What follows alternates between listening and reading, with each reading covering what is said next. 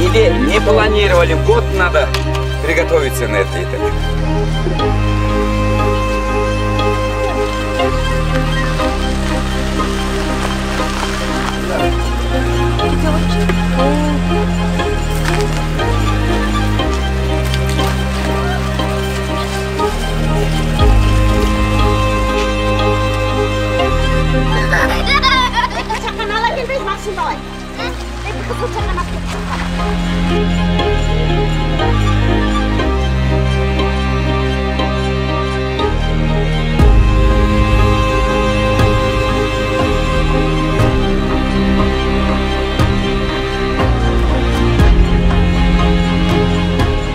Atım Bolat.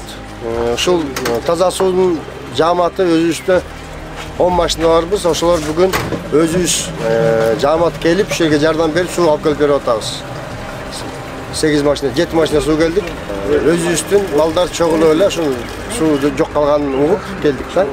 Силер өзүңөр ушул селекцияда турасыздар? Биз өзүбүз Арчабеште турабыз, Чалтада турабыз.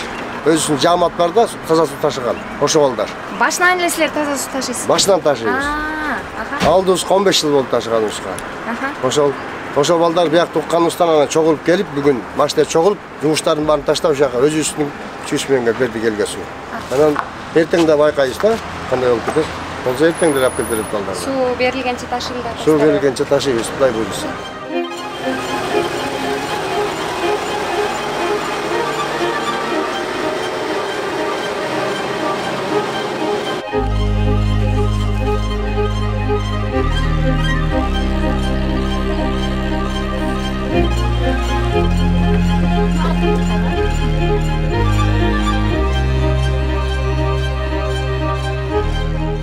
Sarıözөн жаңы конушу Сокулук району Орог айыл өкмөтүнө селекция айылына карайбыз.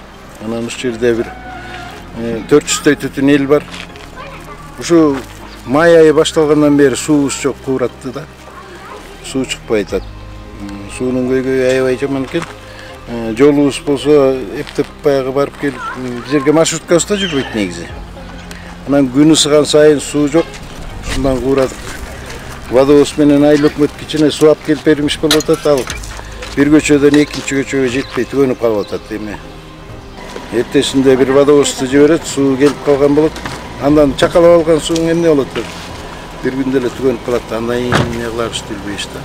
Анан биз түшүнбөй атабыз, бир айтат жердин астында суу түгөнүп калыптыр деп. Бириси айтат, суунун баарын шаарга сатып атыптыр. Бирөөсү айтат, насос күйүп кетиптир деп. Аны деле аябай толук билген эч ким жок да, маалыматыбыз аз. Силерди убакыт жүрбүспүз деген бир азаматтар чыкса жакшы болот эле.